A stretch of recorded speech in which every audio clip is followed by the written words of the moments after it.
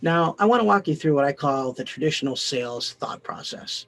In any persuasion situation, you're going to find yourself in one of these three modes. First, you're going to be in some sort of discovery phase of your interview process where you're doing fact finding.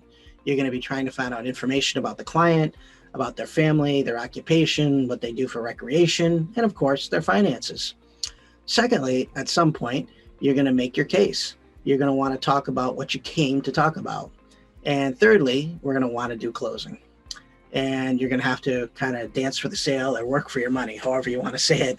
I don't care how complicated you make the persuasion process, you're always going to be in one of these three stages: discovery, presentation, or closing.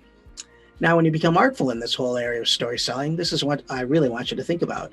In the discovery phase, I don't want you to think of yourself as somebody who goes in and asks tons of questions. Quality are more important than quantity. Now, you really want to think about yourself as a biographer. And what does a biographer do? A biographer is somebody who finds out everything about the person that they're researching. How good are you in your biography skills? What do biographers do with their subjects? They know everything there is to know about these people. They know their likes and dislikes. They know about their family. They know about their work.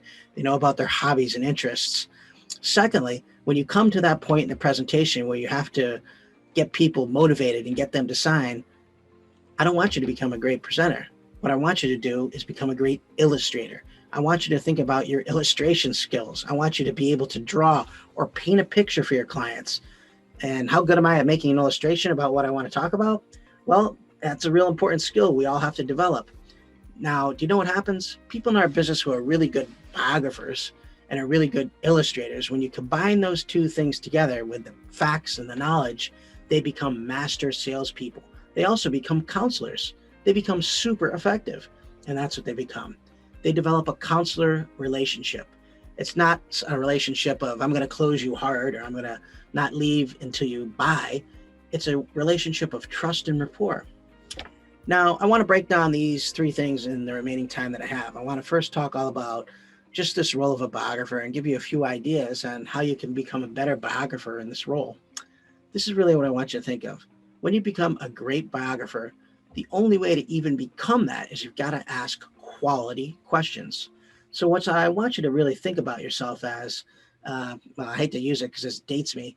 There was an old TV show called Columbo, and one of his trademarks is he was a detective, and he would always ask questions, really precise questions.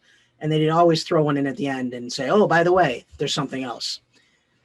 And I want you to think of yourself when you walk into a client office or a client meetings, when you first meet with somebody, a client, an advisor, an investor, whomever, you're always going to want to be that financial Columbo. You're going to always want to look for more quality information about this person. Now, oftentimes we focus all of our energy on the money, and that's the least important part of the conversation.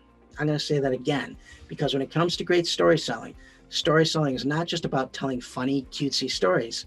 It's about understanding who these people are, what their life experiences are, and more importantly, what's most important to them, so that when you use an illustration or a metaphor or an analogy, you can use something that's relevant to them.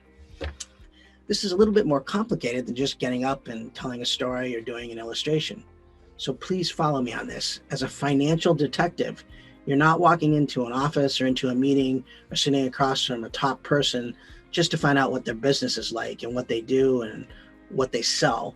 That's important, but you're going to have to get past all that. You're going to have to look for clues about who they actually are.